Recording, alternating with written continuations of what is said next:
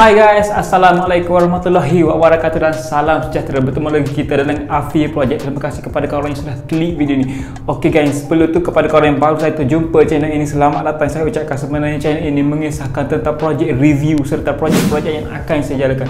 So guys, untuk video kali ini ataupun bual bicara kali ini, kita akan membincangkan mengenai kereta tersadai. Okey, kereta tersadai yang saya maksudkan adalah bukan di Malaysia tetapi di negara lain, iaitu Dubai atau UAE.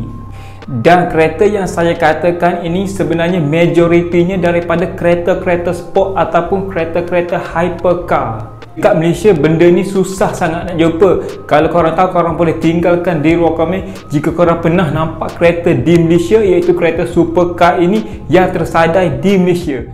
Dan apa yang saya nak cerita kali ini di negara ini ataupun di negara Dubai, iaitu UAE, terlampau banyak kereta yang tersadai, terutamanya dekat airport. Benda ini berlaku sekitar tahun 2008 sehinggalah 2010. Sebab pada masa itu dunia mengalami krisis keuangan yang agak teruk sekali. Okey kan, so untuk maklumat kita semua juga, kereta yang tersadai ini majoritinya daripada penduduk luar daripada Dubai. Kenapa saya katakan begitu? Sebab mereka yang datang daripada negara-negara lain, contohnya seperti England, Paris, Iceland, dan ada beberapa lagi buah negara yang penduduknya datang ke Dubai dan berniaga di Dubai. So hampir 50% peniaga di Dubai ini adalah majoritinya daripada bangsa luar ataupun penduduk luar daripada Dubai. Jadinya bila mereka berniaga di Dubai, mereka pun menjadi kaya raya. So daripada situlah mereka membeli kereta-kereta mewah ini, punya seperti Ferrari, Lamborghini, Bugatti dan sebagainya.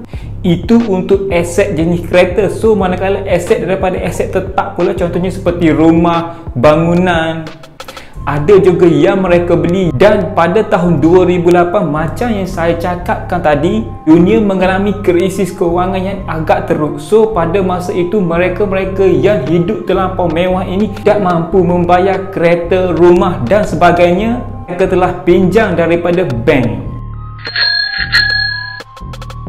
Okey, fakta tambahan untuk kita semua mengenai Dubai ini. Sebenarnya rakyat di Dubai ini tidak gemar berhutang. Mereka lebih memilih membayar secara cash. Mana taknya rata-rata penduduk di Dubai memang super kaya.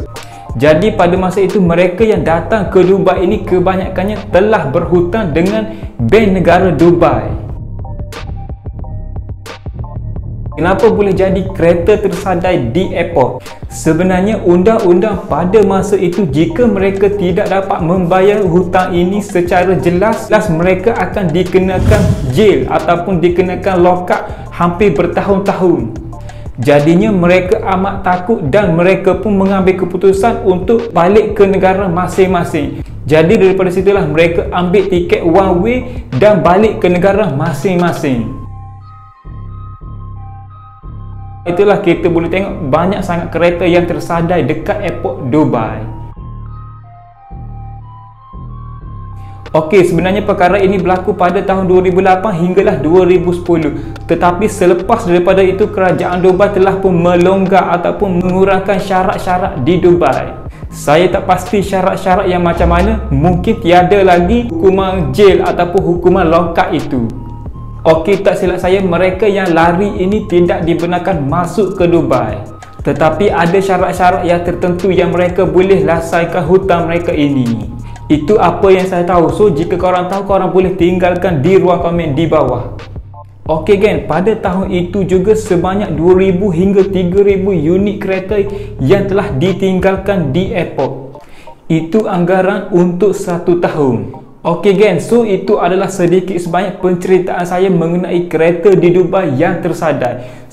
Sebenarnya pada masa kini pun masih ada lagi kereta yang tersadai di Dubai. Bukan yang tak boleh bayar macam tadi, tetapi ini adalah yang super kaya.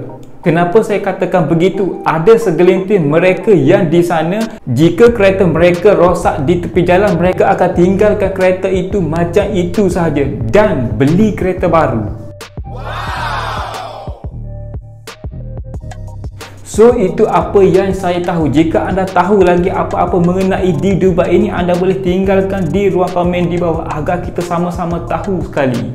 Ok guys, so macam biasa maka berakhirlah video saya untuk kali ini. Jadi jika anda dapat sedikit sebanyak info daripada video ini, saya hargai sangat jika anda bantu saya dengan 2 klik, itu klik tombol subscribe dan klik button like. Pastikan korang tinggalkan komen di bawah dan cadangkan apa yang korang rasa perlu untuk saya review ataupun sebagainya. Terima kasih.